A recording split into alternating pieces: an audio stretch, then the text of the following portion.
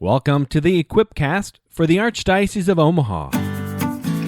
Designed to help leaders to transform their cultures, to embody the pastoral vision, to be one church, encountering Jesus, equipping disciples, and living mercy.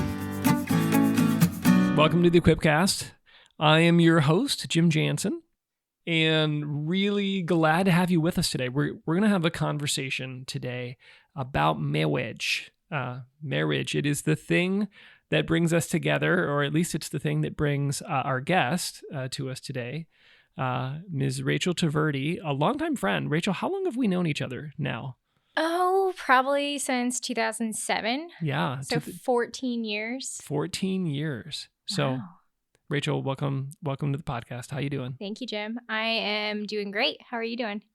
Really good, really good. I'm glad to be with you. I don't think I actually thought before, and we were talking a little bit before we hit the record button, and I'm like, oh my gosh, 14 years. How is that? You were there at the start. We were both 10 at the time. No, not really. 10. Yeah, we were just little kids, and because we're older now. Yeah. So, Rachael, we want to talk about marriage, but we always start off by giving our guests an opportunity to tell us a little bit about their story, their faith journey, when they encountered Jesus. Rachael, what's your story? So actually, Jim, you were there at the start of my story. And so I grew up in Lincoln, Nebraska, went to Pius High School, grew up in a Catholic family, but didn't really have a strong connection or relationship with God. And I ended up going to UNL for a year, and I wanted it to just be 1 year, and I wanted to transfer and go to school in Nashville, go to Belmont Music School, and be a country music singer. That was my dream. I had this strong desire on my heart to be a country music singer. I don't even listen to country anymore. And here you are, but you're sitting in front of this enormous microphone, which has got to be some I'm ready to belt fulfillment. out into it and sing some Garth Brooks or something. Yeah, this is just full circle moment for me. So, basically I was at UNL for a year and was really lost in my faith. I was in a sorority, was partying a lot, and just was really trying to fill the void.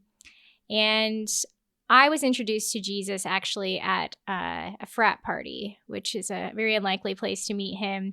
But I was really feeling in my heart just the emptiness of the party lifestyle, going out, drinking 4 nights a week, just the interactions I was having.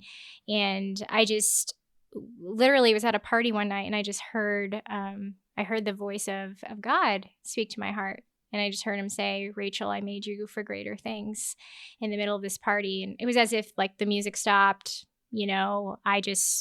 I heard his voice in my heart. Wow. And I went into the next room by myself, and I ended up falling on my knees in the middle of this party and by myself in this room and crying and just kind of telling God, I want to give you my life. I want to give you my heart. And it was just a moment of, he allowed me to just to kind of see the mediocrity of it all, just kind of living that empty lifestyle, And anyway, so from that moment forward, the Lord gave me a lot of grace to just to live for him. And so I got invited to be a focus student missionary almost right away, which maybe could have waited a little bit on that because I was still getting used to walking with God. Yeah, and so that was the start of my journey of faith. And after that, I was a focus missionary for about 3 years and just had this heart for the lost. Like I wanted to bring other people into the church community because, well, for one, it was a very hard transition for me to even feel comfortable going into a Newman Center because I had lived most of my younger formative years partying and hanging out with the wrong crowd as in, people who were dealing drugs and who were just not living any kind of Christian lifestyle. So when I had found Christ, I had no idea how to integrate myself into like a parish community or a Newman Center community because I really felt like I didn't fit in. And so that's where a lot of my drive comes from just for doing evangelization ministry, is just drawing others in. I want to give you a chance to go a little deeper there and to highlight that, because what's hitting me is you have this beautiful, profound moment where the Lord, breaks into your life and you give your life to Jesus. And yet and again, I'm not surprised by this, but I think it's important for us to just stop here for a moment. And yet, you didn't feel comfortable in a church setting. You didn't feel comfortable in a parish setting, and a parish, I might add, that was full of young people who had not that dissimilar stories. Talk a little bit about that journey. Like, knowing Jesus was one thing, feeling like you belonged in the church was another.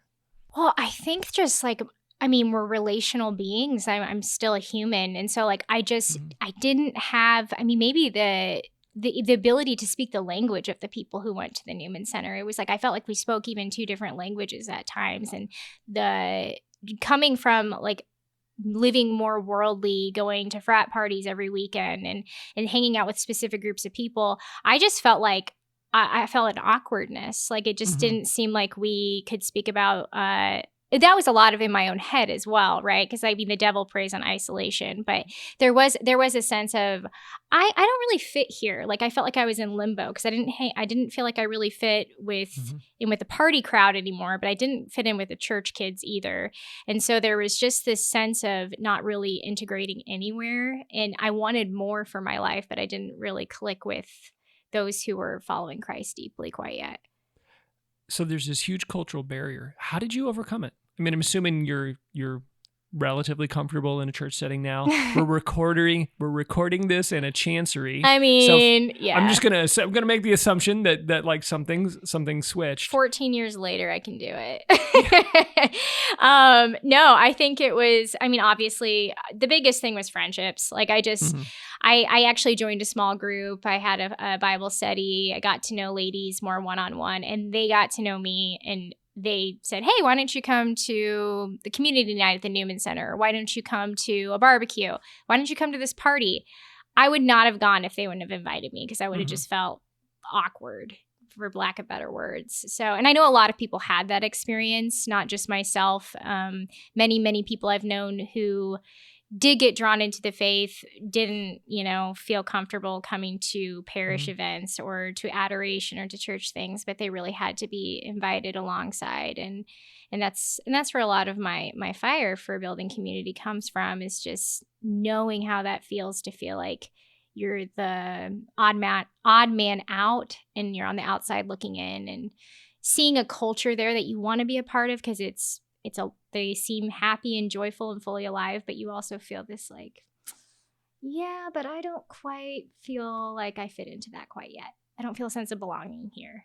And it took those friendships of those who did feel like they were integrated to invite me into that integration too, because I still didn't feel it quite yet. Wow.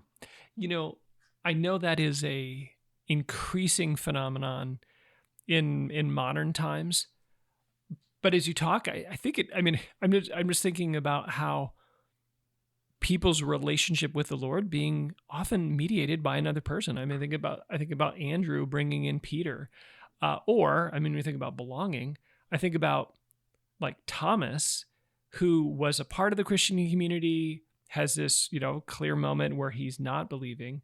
And it's their friendships drawing him back in, despite the fact that he very obnoxiously does not believe anymore. Not until I stick my fingers in the nail marks. It's those relationships that brought him back, and ultimately then brought him to this place of renewed encounter with the Lord. Famously showing up in the end of John's Gospel. So. Wow. Thank you for sharing, Rachel. Tell us about, I made reference, we're sitting here recording this in the Chantry. Rachel, what's your day job? My day job. So I am the marriage prep and marriage enrichment coordinator here, and I work at the family and evangelization office. We're a merged office now, so we merged evangelization and family life together.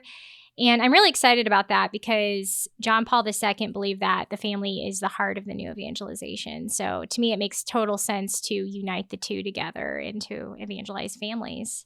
Day job, a lot of times it looks like, this morning I was on the phone for 2 hours dealing with different situations with couples, trying to get on my Marriage: A Journey for Life retreat tomorrow, which is on Zoom. And then, just different things that pop up. Like I do all the focus registrations, helping couples who need specific things, whether it's a dispensation. Focus double C, right? The marriage prep. Yes. Assessment. 2 different focuses. So FOCCUS is the focus premarital inventory. And that's a requirement for all engaged couples who go through marriage prep. So Okay. I do all their registrations and kind of help them out with that stuff. So a lot of admin work, but there is so much opportunity for evangelization within marriage prep, and I'm just excited to talk to you about it. So. Yeah, let's dive in. Give us the background. Like, what's the landscape of marriage prep today? But give us. I know you're a nerd at heart. Give us a little bit like me. Not bagging on Rachel here, but give us a little bit of the background, and then just talk about the landscape of marriage prep today in the church. Yeah, no, I would like to attest to the fact that every MAJ retreat I do, I tell them that I am a professional marriage prep nerd, and like I love this stuff. So the background in the church is that in 1981, John Paul II, there was a synod on the family. And so the Synod on the Family was focused on all things in the family, marriage preparation, how we can reach the family in the heart of the new evangelization. So during this time, he also wrote Familiaris Consortio, which in Latin literally means fellowship of the family. And in it, he just really explored the idea of, like, what is the mission of the family? And how can families become what they are? And so he identified all these different areas, but all marriage prep nerds, everyone who works in diocese, love the section he wrote on marriage preparation. And this is when he called for more of a formal marriage prep process that is not only just intellectual formation and doctrinal formation, legal, medical formation, but it's very much an invitation for engaged couples to be invited into the ecclesial community. So this is something that was more intuitive in the past. I mean, pre-1981, pre-Vatican II, we're looking at a very different culture than we are today.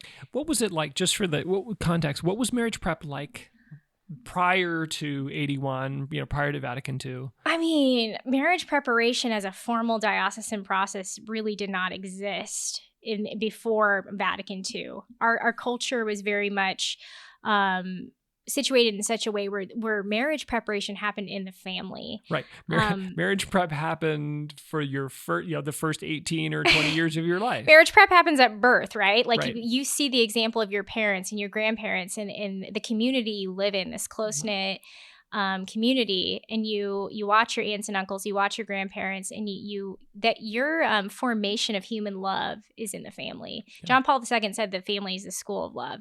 So we had all of our culture supporting marriages, strong, healthy marriages that endure for a lifetime. And, we had parish life that was more integrated into the structure of the family, into society. And now we're seeing we have this need, I guess, for more of a formal preparation for marriage, which did not really exist, before the 1950s. It was just you learned it by osmosis, like you learned it in the family. Yeah, you learned it at the dinner table, right? Growing up. Yeah. So when he calls for this in the 80s, you mentioned there's these, there's the intellectual, there's the integration in the life of the church. Okay, so John Paul II calls for not even a renewed, just a formal marriage prep process. 1981. That's 40 years ago. Right. Because I know that's when Nebraska football was good, 80s and 90s, which is hard to believe that it's 40 years ago. Anyway, so it's 40 years ago. How is it being done now? Literally the same way. Okay. So, I mean, if you look at the early 80s and what the culture was like, it's very different than 2021 where we're sitting at today.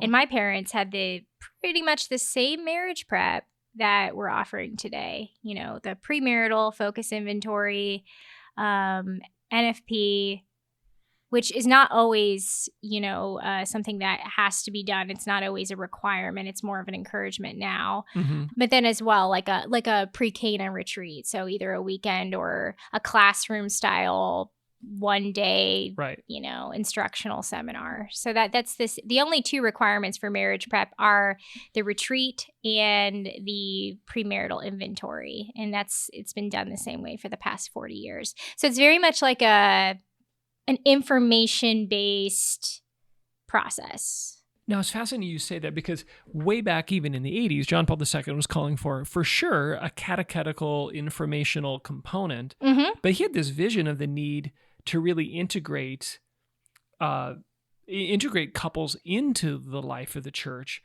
What was his vision? Maybe why hasn't that come to pass? And how do we begin to kind of recapture that now? Well, acknowledging that we need to, that his original vision is going to need to be adapted for our current cultural climate. Yeah. So, John Paul II, he lived the vision that he proposed. So, when he was in the early days of his priesthood and when he was the Bishop of Krakow, he was investing in families, he was investing in young couples, and he was immersing himself in their life. And, John Paul II, by proposing them, by inviting them into the ecclesial community, he was calling for something very organic. So he's saying, families, become what you are, come together, become domestic community.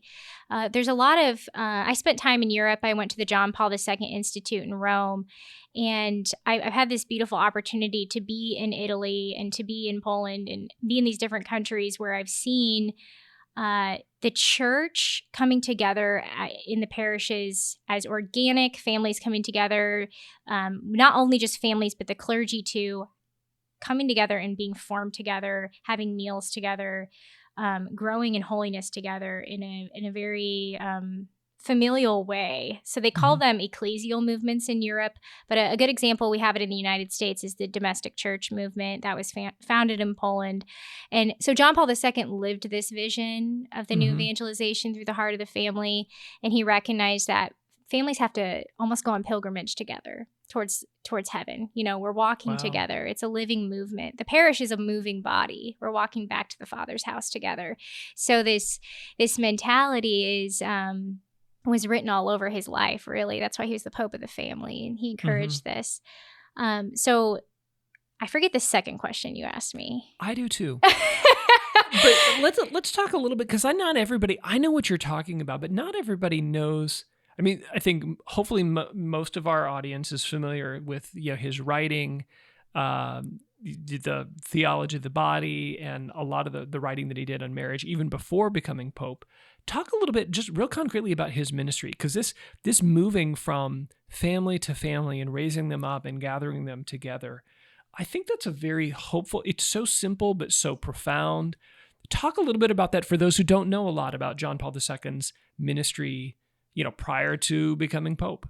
Yeah, people maybe have heard of Schroll, where he would gather the young couples and they would go on camping trips together, and he would share life with them. And he encouraged priests, he encouraged clergy and religious to walk alongside couples and to act as not only just formators but friends to them, and to be a witness in their life, because he saw that both vocations, the consecrated life and the married life, complement each other, and they should be walking alongside There's each other. A mutual need. Yeah, we need, and the children of these families need the witness of the religious life and the consecrated life.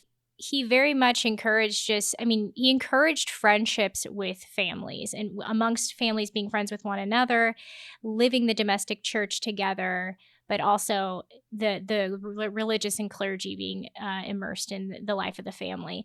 And so, when he was Pope, he would write letters to the families back in Poland that he spent time with, and he still communicated with them, and he still had friendship with them, and he invested in their family life. Well, and he continued. He'd have them over. He'd invite them for, they'd vacation together. So they'd ski together. Yeah. He'd invite them to Castle Gandolfo. In fact, we both have a mutual friend in Curtis Martin. I can't believe I'm going to tell this story. But he used to, his love for John Paul II perhaps would get a little extreme because he figured out the name of one of these Polish families. Oh, really? Oh, this is a great story. You should know this. He figured out, I love you, Curtis, if you listen to this. I'm sorry, I'm going to rat you out now. But he figured out the name of one of these Polish families that John Paul II was personal friends with. And supposedly, at a papal audience, right, John Paul II is walking by, just, kind of blessing people. Curtis shouts out their name, and the Pope stops, puts on the brakes, turns, and comes out. That I don't know. No way. Insert Polish name here. In which case, then Curtis has to like, well, no, but I love the way you invest in families, and I'm a new dad, and it was just like that is the best. Yeah, it was like. That's very strategic of Curtis. Innocent as doves, shrewd as serpents, awkward as a turtle. I don't know, but it was just, he totally went for it. He stopped in his tracks and turned around, and because he shouted out a family name of people that the Pope knew and loved and vacationed with, and so there's all these beautiful stories. I mean, the pictures of John Paul II on the camping trips, saying mass on an overturned canoe, shaving, hiking, playing with it. All just it's really beautiful. He was constantly over in families' lives over for dinner. Right. Well, he knew, he understood his role in the life of the family, and he loved communion. He loved community. He never wanted to disconnect himself from family. He knew he was part of a greater family. So I think a lot of times we see that division, and you have your consecrated and then you have your families. But when I was in Italy, I was part of an ecclesial movement called the Ecclesial Carmelite movement. And it was an offshoot of the CL movement. Mm-hmm. But it was the same thing where you just saw families kind of coming together, and the priest would come over to the house and hang out, and they would make dinner, and they'd have these conferences together with all the families coming together at a seaside village and have a big conference, or they would do one-day picnics together at a mountain, a mountain retreat or something. So they would go to these beautiful places, and then they would all kind of come together, have talks, pray. So, yeah. And you're here to offer hope for us that type of vision for the church is possible, even if you're not in Italy, and even if we you're don't need a gluten-intolerant. mountainside village or anything like that. But no, this is so simple. It's meals, it's coming together for community, it's friendship and inviting others to walk alongside you. And I mean, they really see their parishes. When I was in Europe and had an opportunity to hang out with these movements and go to these conferences, spend time at their parishes, the families really knew each other, and they'd hang out after mass and talk. And there was just a sense of ownership of, this is our home. Our parish is our home. And so, that their family also understood, the families also understood that not only is the parish the home, but their own homes are an extension of the parish. Right. They really lived as domestic churches. Yeah, absolutely. They definitely did. And that's why I have such a heart for this ministry, is because I really believe in domestic church. I believe in domestic community. And I think it's something we all really long for. We're all looking for belonging. We're all looking for home. And I think it's something that Christ wants to, I believe in this model to renew the church, and in the new evangelization is the power of domestic community. Yeah. So let's talk a little bit. You've hinted, that there's some gaps, that the, marriage prep process never really quite fulfilled this vision, practice, the pastoral practice of John Paul II, his vision. There's some gaps there, and it hasn't, it never really fulfilled that, and it hasn't adapted to the changes. How do we start to address some of these gaps? Particularly we're recording this still March of 2021. The pandemic is still a lingering reality. And that may be a generous, way to say it. How do we start to fill some of these gaps? Well, I mean, there's just, I think we just have to recognize that the way we're doing it right now, first and foremost, is it's not filling all the needs that these couples have. Mm-hmm. So, I mean, right now, marriage prep is being done in such a way that it is very much a checklist kind of mentality. Like, I have to do this and this and this, fill out this paperwork, go to this event to get married. And I think we're missing a great opportunity for not only evangelization, but relationship building. So there's the gaps I'm seeing is right now we're doing more of a classroom style instruction. We, we're not really getting to know these couples during the process and inviting them into the life of the parish integration, the life of the church. So I think there's a lot of things we can do differently. I think the first thing is, every parish should have somebody that's kind of, in charge of following up with these couples after the wedding. Sure. So it's somebody who could just kind of say, hey, are we retaining these couples? How many of them are actually coming back to Mass here after they're married? Mm-hmm. And do we have somebody who's following up with them and checking in on them, inviting them into small groups, bringing them together for community themselves, these engaged and newly married couples. So just keeping an eye out for them, because oftentimes, we have all these opportunities during the process, but we're really missing these key moments where we can get to know these couples and draw them into the parish life. It was like an engagement coordinator. We have the marriage prep coordinator, we have the wedding coordinator, and you're talking about an engagement coordinator. Someone who's like, yeah, you're married now. Someone who can help start. I mean, that's a grander vision, but someone who could start to draw them into the life of the parish. Or like a newlywed coordinator or marriage coordinator, like marriage formation person. Like I know St. Gerald's Deacon Luna just kind of created this new role where he's the marriage formation coordinator. So he's really looking to kind of hold these couples that are going through marriage prep and to bridge them into parish life and help them to feel welcomed and invited into St. Gerald's Parish. Gosh, sometimes marriage prep, not maybe universally, but in some instances, it just kind of degenerates into a checklist. Not only is that not providing this deep kind of relational connection that they need, maybe a moment of evangelization, but there's kind of a dark side other than it's not just missing something. Particularly when couples are not in a good, they're not maybe deeply connected to the church or to the person of Jesus. Talk about some of the negative effects that checklist mentality can have. Well, I think it just becomes very utilitarian because, a lot of the times these couples especially see this as a sacramental vending machine. So it's like, okay, if I do this, this, and this, I get this, and I think the dark side of it is that, we're missing a key opportunity to bring these couples into a deeper relationship with the church and in Christ himself.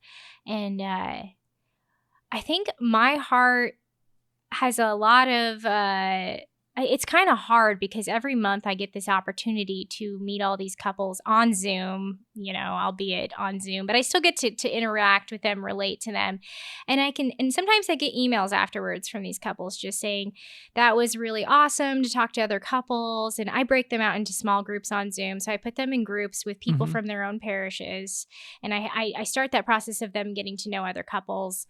The dark side of it all is that I see it's not enough. Like whatever I'm doing, bringing them together on Zoom, giving them an opportunity, introducing them even to the truth of marriage, the truth of God's plan for sexuality and marriage, which I love teaching that every month. It's such a joy.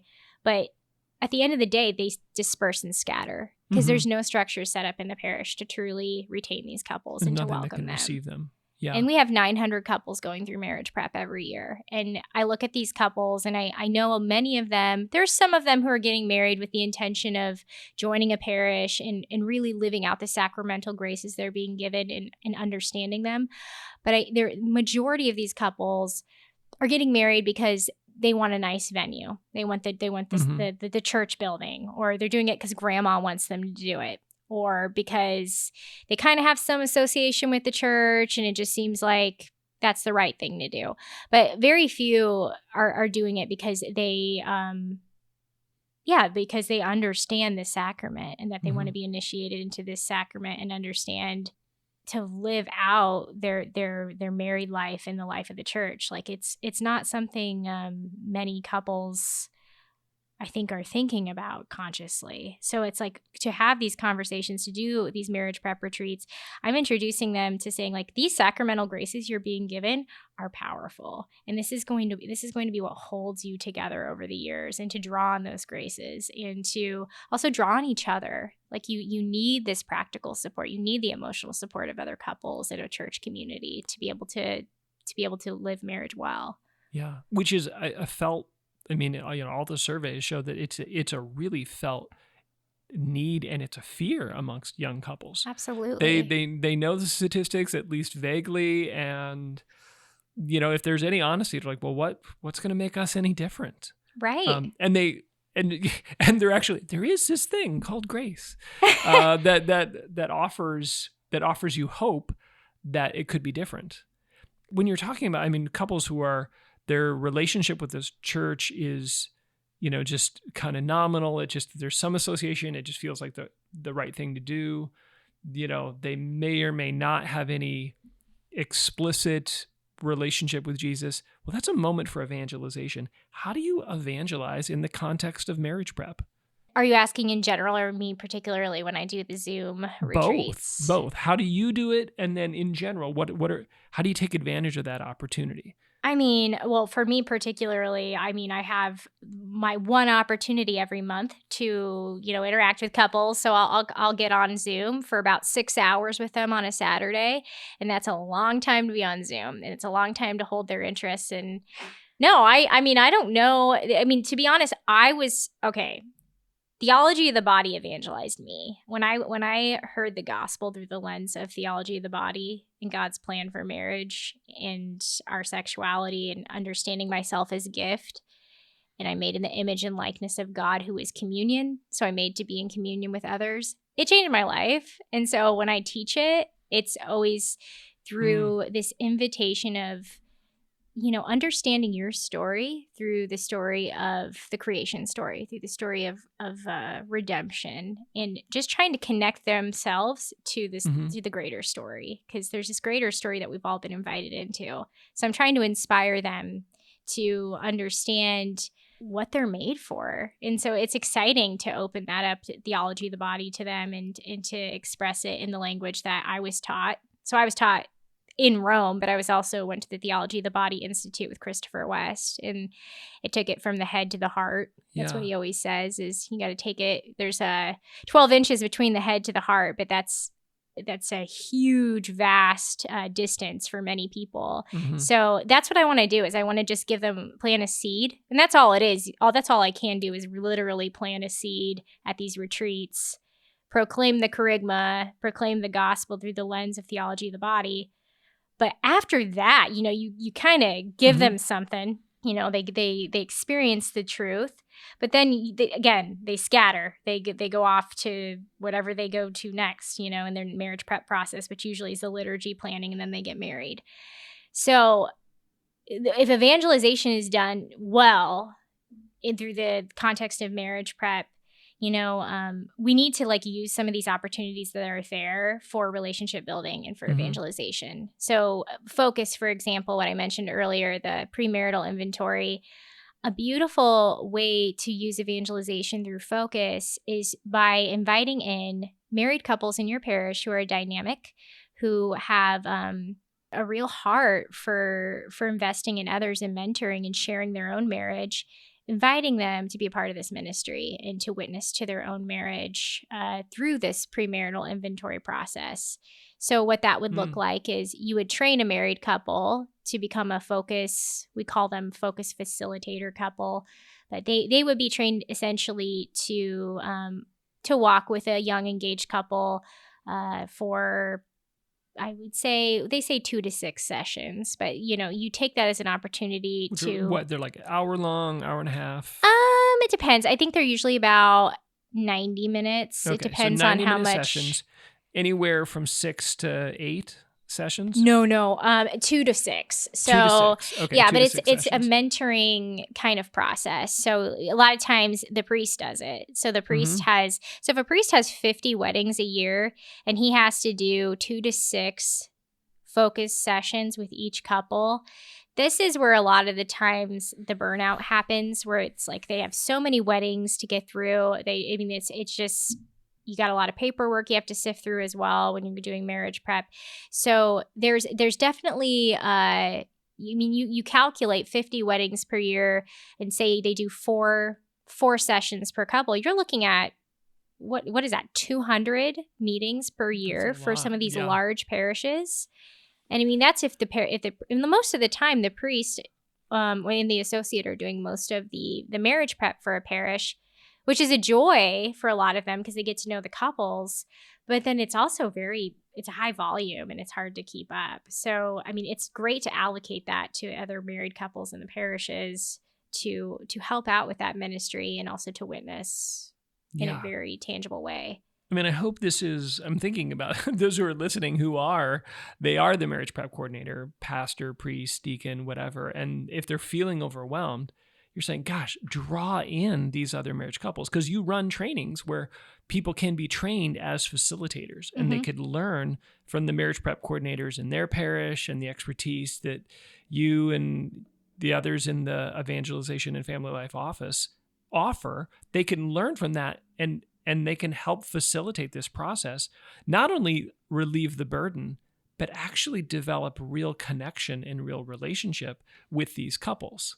Oh, absolutely. And I know a lot of couples who have been doing focus facilitation for years just love it. They said it's enriched their own marriages so much, and it's just a joy to get to know these young couples. They stay in contact with them. And I think it's just, you're revisiting so many themes from your own marriage and being able to share stories. And I think it's mutually enriching. So it's something I know, and I think it can be done well. Like if you're looking at it as an opportunity to draw this couple into a deeper relationship with Christ and, to share life with them, like invite them to go to mass with you or have dinner with them. Like that's a way to really bring that human relational element to all of this and make it more like a friendship process. Tell us, Rachel, how do the couples respond? Can you share some stories about individual couples experiencing really the gospel and the community and all of it coming together? Yeah, I mean, honestly, in our archdiocese, we haven't really gotten an opportunity to see the full fruits of this yet. I mean, on my level, I haven't been able to walk alongside couples and to see them. But I've heard stories from deacons who've done marriage prep and done focus particularly, and they just said it's so beautiful to have that step by step, walking alongside another couple and just investing in them and investing in their relationship and drawing them closer to Christ. I've talked to several deacons about this who do it, whether they were assigned by their pastor, they're just doing it because they love it. But they say it's like their favorite part of their ministry. And so the couples themselves, I just think, anytime anybody takes that time to invest in you and to invest in your relationship and to invest in your personal spiritual growth, they just feel so loved. And I've asked many engaged couples before, I'm like, would you like to have a mentor couple, or would that be kind of like another step in the process, or would that be annoying to you? And I used to walk around at my MAJ retreats and ask them that on the lunch hour, just kind of questioning them a little bit. And they would say, yeah, we'd love that if that was offered. And I just thought, I wish we had more of that. Because, it's something I think people desire to be invested in and to be mentored. And like you said, a lot of people are afraid because of the divorce rates and marriage being what it is now. Especially young couples. That's assuring, because I think we set the bar low, knowing that that the motivations aren't necessarily, that they may not be coming with a clear and explicit desire for Christian marriage. And then I can almost see this tragically. Then we set the bar low, and we set it too low when they do have a desire. It's not explicit for Christian marriage, but they want to be married. They want whether they can name it or not, they want grace. They want something that they haven't seen, perhaps even at home. And having this mentor couple, actually, when we set the bar higher, it's actually attractive because it's what they want. Yeah. Rachel, what would you say to those who are listening now who are like, okay, I'm not the marriage prep coordinator, but you are speaking to my heart right now. Like, this is, we're married, we're empty nesters, or maybe we're anything but empty nesters. We've got, children hanging from the rafters, and we're right in the thick of child rearing years, but we want to do this. We want to invite, just out of loneliness ourselves. Mm-hmm. we want friends. We want to welcome these new couples. We want to connect with them. If you want to be a marriage prep facilitator, if you want to help, how do you get started? The first step to any of this is, I think you just need to have a conversation with your pastor and just kind of ask, like, well, what are you doing at your parish right now for marriage prep, and kind of just share your heart with them, share your desire to serve, and see what opportunities are already there. Because, your pastor might be having couples do focus facilitation. I know there's several parishes that have that, but that might not be something that's openly promoted. So you might just have to step forward and say, well, we'd love to serve in this ministry. And just kind of put yourself out there. But also, it doesn't also need to be so formal if you don't, if you're not quite there yet where you want to do something formally in that role. There's also just, building up and enriching your own marriage by bringing, inviting others over for a meal at your house, looking at those in the parish that people or maybe you could ask Father, we'd love to invite some engaged couples or some newly married couples who just joined the parish over to our home and have a meal with them, and just try to connect with them. I had that happen to me at a parish, actually, in Lincoln. I was invited over to a couple's home. They asked for the list of the newest members of the parish, and they invited me over for a meal, me and 5 other people. And that's fantastic. I thought, wow, I've never seen anyone do this before. Not in the United States. Not in the United Exactly. Like, are you Polish? Did you spend time in Europe? Yeah. Gosh, that's great. But no, I believe like it can be the basics of evangelization. I mean, if we want to do community at a very simplified level, meals and mass. Right. Well, and to be clear, you actually don't need your pastor's permission. Not that it's ever bad to come alongside your pastor and say, how can I help? But you don't need your pastor's permission to invite young couples over for dinner. Absolutely. Yeah. If that's something you just are like, I have this on my heart, then, you can talk to Father and say, hey, who are the newly engaged or the newlyweds in the parish? We'd like to host something for them. And you can do that and just let him know that you want to do that.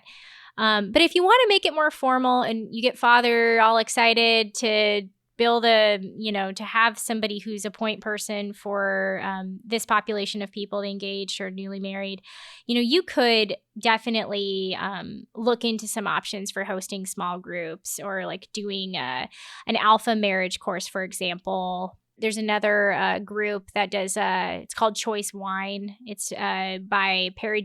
They're the same group that does That Man Is You. So that's marriage enrichment. Give us like the 60-second, the alpha marriage course, and then do the same. Give us a little bit on the Parish Day Choice program. Wine. Yeah, Choice Wine. Yeah, talk a little bit about those programs. Well, I mean, the basics behind them is you can do them virtually too, which is great. A lot of people are doing them online. So Alpha Marriage Group, we hosted one in the Archdiocese here online, and we had a bunch of couples come. And basically, it's Alpha is generally an 8-week course. Mm-hmm. And so I think the marriage course is shortened. It's I'm not quite sure. I've never led one myself, but there's a shortened version, and it's you can do it virtually or you can do it in person. There's another, so I mentioned Choice Wine. That, again, it's just another small group formation that's specifically focused on marriage formation and building up friendships. My favorite, I have not mentioned yet, is Witness to Love. So Witness to Love is a 2-for-1 evangelization model. So basically... Wait, 2-for-1?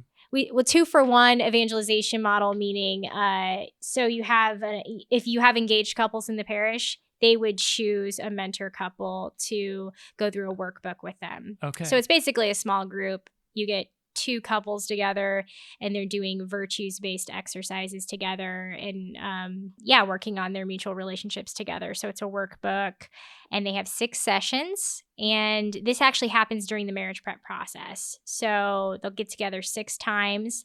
One of those times they'll actually have a theology night, which is at their house, where they'll invite the priest or deacon over who's preparing them for marriage, and they'll have a meal together and be able to just kind of discuss their marriage prep process. Generally, it happens after the diocesan retreat, so they can ask questions like, how did the retreat go? Tell me what you learned. That doesn't happen. Oftentimes, these couples go on these retreats and nobody has a follow-up conversation with them afterwards. Yeah, what'd you think? Yeah, what'd you think? I mean, the priest generally may ask them that question, but kind of to dig into some things, because there's probably concepts and things they learned that they might want to dig into more or ask questions on. So, yeah, well, or even, I mean, expressed out, there's a really powerful concept in youth ministry that, doubt is not toxic to faith. It's unexpressed doubt that is toxic to faith. And so often these couples, we recognize that, the whole natural family planning thing, we may not have them at hello, right? when we pitch that. But then we never have a conversation, and we never let people express concerns or doubts or ask questions. And you got to dig in. You got to dig into the hard topics, because the stuff that's kind of uncomfortable and they're like, oh, I don't agree with that church teaching, contraception, cohabitation, all this stuff that gets brought up. Let's dig in. Let's talk about it. Because I think that's the key thing with that is they have this mentor couple that they already trust, that they already, they already have a relationship of security with this person, so that they feel free to talk about these things. Like, they might not feel free to talk about that with the priest or, even on the retreat context to ask questions. Sure. Yeah. So that relationship's you're often in important. a large room setting with all the other couples at the retreat, and that's good, but it's not as intimate as this smaller group. And all these resources, they're all really easy to use, and they're all actually supplemental to the marriage prep program that's already happening. So I think sometimes, if you're a coordinator and you're like, oh crap, I don't want to change our program and our system, you actually don't have to. These are supplemental relationships and conversations that can come alongside to fill out and enrich the total experience. Absolutely. And the return of interest, I mean, the return of investment is so strong with these programs. Like Witness to Love, for example, they do a lot of statistics on their programs, because it's in a lot of dioceses across the country, and they've done a lot of surveying of couples who've gone through and seen the retention rates in parishes, and the couples who do go through Witness to Love, which I don't know if I mentioned this, but that's a mentoring process where it's the couple chooses their mentor couple, and they go on dates together, they hang out, and they do this workbook together. So this form of marriage prep is what they call a marriage catechumenate. It's a parish-based marriage prep process where it's more step-by-step walking alongside and building a relationship. This form of marriage prep versus what I do, which is more the traditional marriage prep style right now, where you're just doing the classroom instruction and you're just doing the premarital inventory, the differences of success are very different with these two models.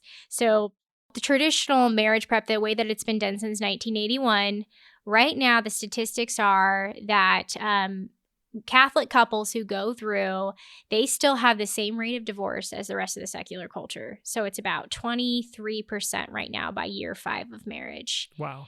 So when they've surveyed the parishes that do this this more relational mentorship style based marriage prep ministry, the statistics for those couples getting divorced is 5% versus the 23% average with the traditional marriage prep model. Wait, holy cow. So traditional marriage prep doesn't seem to make any statistical difference whatsoever in whether or not, you're going to stay together, or whether these couples can succeed first 5 years of marriage. And then you're saying Witness to Love and other programs that are following a similar model drop that to 5%. Yes. Wow.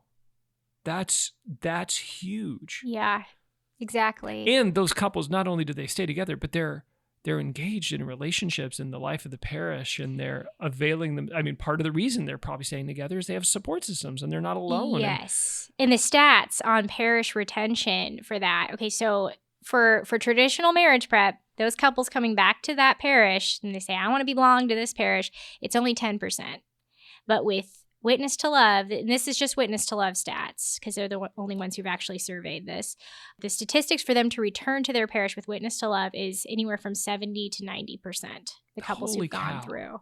I just can't imagine anybody, whether you're a coordinator or a deacon or a pastor or whoever, just anyone who cares about a parish. I mean, the loss of young people in our parishes, particularly young families, is huge. And one simple change like this can help you retain young people. I mean, that's amazing. It is. And a lot of the priests who've gone through and said, okay, we're going to try doing, Witness to Love. Not a single one of them has removed it from their parish. They've never had a single parish drop it in terms of this method of doing marriage prep because of what you're saying. It evangelizes the parish and you are drawing in young families and keeping them. You're retaining them. So, I mean, it's a structure they set up. It's very well thought out. It took them many, many years to create this structure and to create this method. It's a structure that works, and I think, and it really is. It is really providing deep and lasting conversion in the hearts of these people, of the young people who are going through it. So, I mean, yeah, the numbers do speak. But also speaks to the fact that the way we're doing it now, this maintenance model of traditional classroom style marriage prep, is not working. Yeah. So, Rachel, this has been an amazing conversation. Before, and we'll link to Witness to Love. We'll put that in the show notes, and we'll put your information so that people can connect with you if they want to figure out. You can help them get started, get connected, think through simple first steps of how to revamp their marriage prep.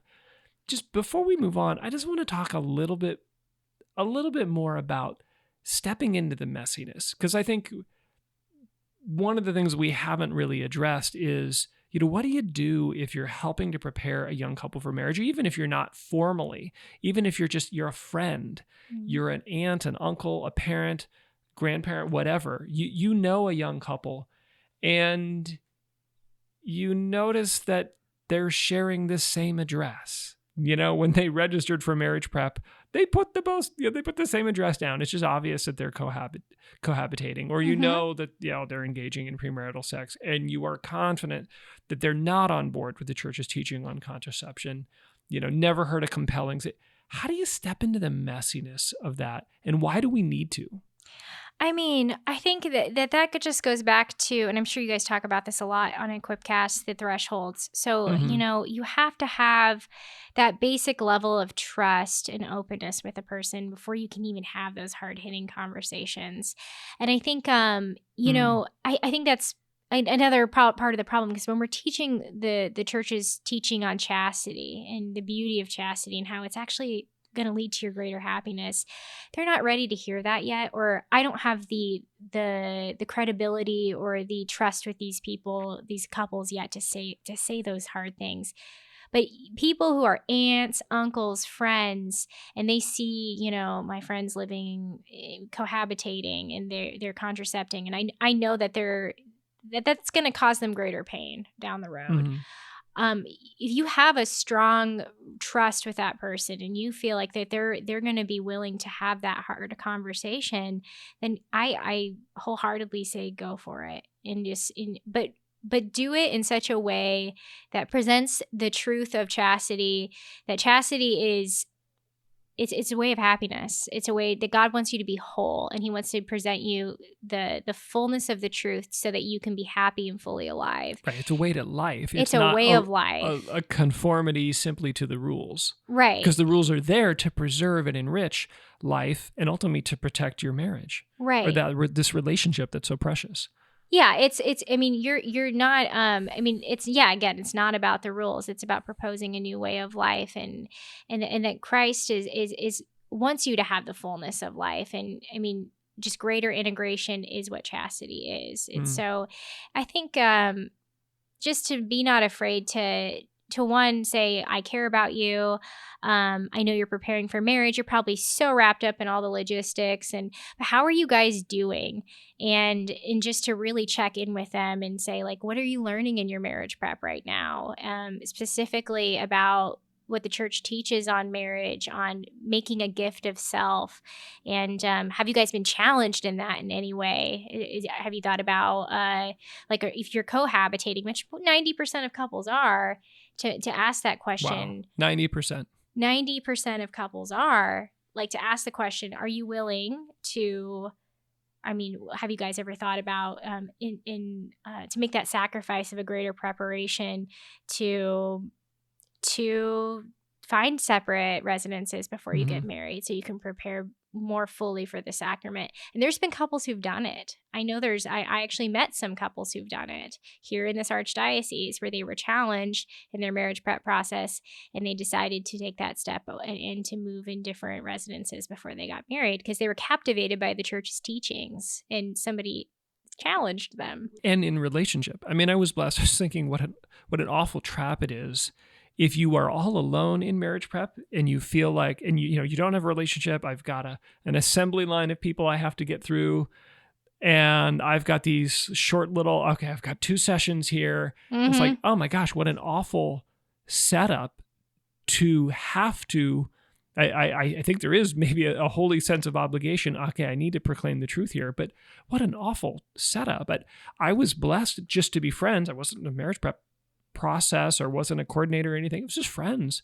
with a friend who was engaged, cohabitating. They were sleeping together, and I was able to just come alongside and offer a little challenge. And I was able to back that up by saying, like, you could stay with me. Wow. And to be able to, like, offer them, just one of them to stay with us. And like, it was that friendship, that relationship, that invitation that not only did they, and I was there through the whole messiness, because I remember very distinctly, I was friends with the guy, but I said, listen, here's the deal. When you make this commitment, she's going to get very insecure, and she's going to think that this is the end of the relationship and you're gracefully looking for a way out. And sure enough, like a week later, he's like, dude, she's totally freaking out. And I was like, okay, buy her flowers, get her chocolate, take her on a date. You need to show her and demonstrate. And I was able to come alongside. That's always a good idea anyway. Yeah. Marriage expert. But like, I was able to like be with him, not just like, hey, you should stop sleeping together. You need to find another place. But I was able to be with him when he's like, she's freaking out. And like, okay, like, come alongside. You need to prove your love for her in a way that now that you are not demonstrating it, physically, you need to fill in the gap with flowers and chocolate and kindness. And it was beautiful. They're married. They have wonderful, wonderful kids. I'm blessed to be one of the godparents. And this individual is now really one of the most dynamic leaders in the church that I know. Wow. And their story, they're like, yeah, they were cohabitating just like everybody else.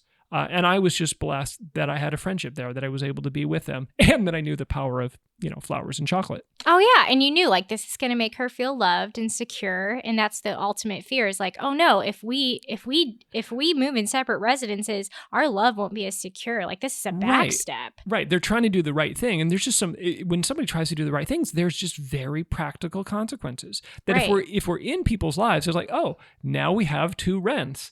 It's a practical. Now we're feeling a distance from each other. Now there's insecurity and all of those practical things. Because, praise God, I was in a relationship, I was able to come alongside and address those things. And but that's what it takes oftentimes in these cases, because of you mentioning the 2 rents and just like, well, what do we do now? That, like, we only have a couple months till we get married. But it means somebody like yourself who sees that they're in a tough spot to step forward and say, actually, like, you can live with me for a little bit. That takes sacrifice on the part of those who are friends with people who are in those situations. And we can't, if we're not in a relationship, if we're forced into a intense time schedule, an assembly line of marriage prep, we don't have the freedom to do that. and then we miss these opportunities if we're not engaged Yes. with people. It's very hard. I mean, I like the high volume of couples coming through. I mean, I feel for these parishes that are larger that have so many couples coming through, because there's a lot of paperwork you have to get through, and there is archdiocesan requirements. So oftentimes it does feel overwhelming for them to say, oh gosh, like, okay, like adding this much more on top of this process. These couples aren't going to want this. Mm-hmm. But in actuality, they do want it because they want to ensure their success. They Mm-hmm. want to be happy in married life. They don't just want to, check off. I deeply believe they don't want the checklist mentality. They do want to be invested in. It's a turnoff, especially to young couples, to this generation. It's such a turnoff. I mean, there's nothing attractive about a checklist. And what's attractive is when you feel welcomed in and when you feel like people actually want to get to know you and there's like a real relationship there. I mean, millennials, especially Gen Z, we are not attracted to anything that's like just an obligation or, oh, I have to do this because it's the right thing to do or it's my duty. I need to volunteer for this or that. Like my parents' generation definitely has that mentality where they knew, okay, well, you need to give back to your parish. You need to tithe. You need to help mow the lawn. You need to run the parish pancake feed. Our generation doesn't have that same value. Like we value being a part of something because it's attractive and we want to be a part of a community.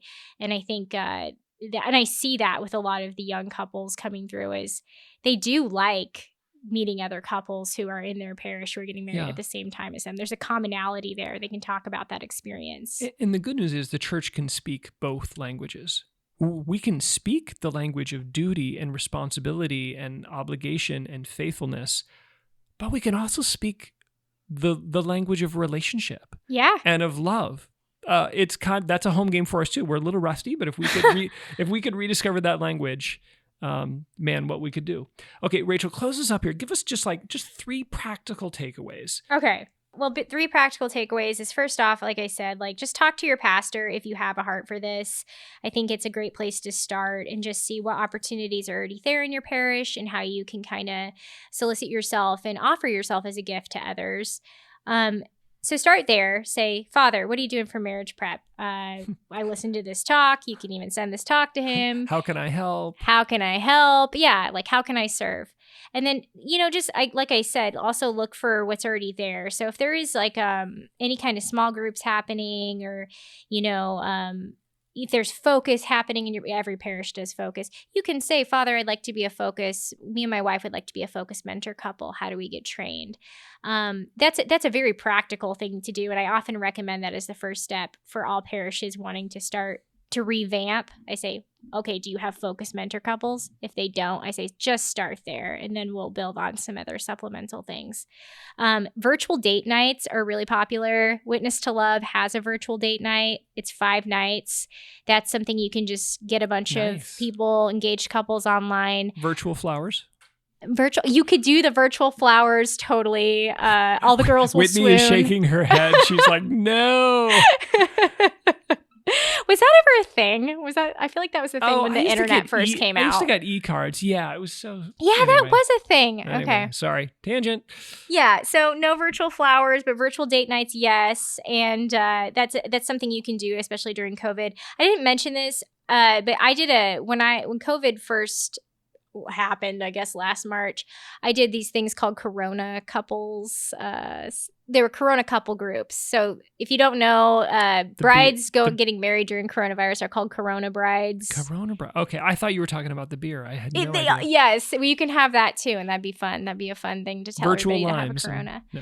So we had a Corona couple. We call them support groups, but really it just became like a date night group. So everybody would get on. I'd say bring an adult beverage if you want. We'll all be on Zoom together, and we would sometimes we would have Father Taylor Leffler gave us a little exhortation once, and he talked for like 10 minutes on a topic, and then we discussed it afterwards. But it was just something simple, and these couples became friends, and it was something where they said, well, we'd like to do this for our parish. We'd like to also do like a virtual group or get other couples our age together. And just giving them that experience to show them like we have a hunger for this. We want to get to know other people our age. We want to, have community.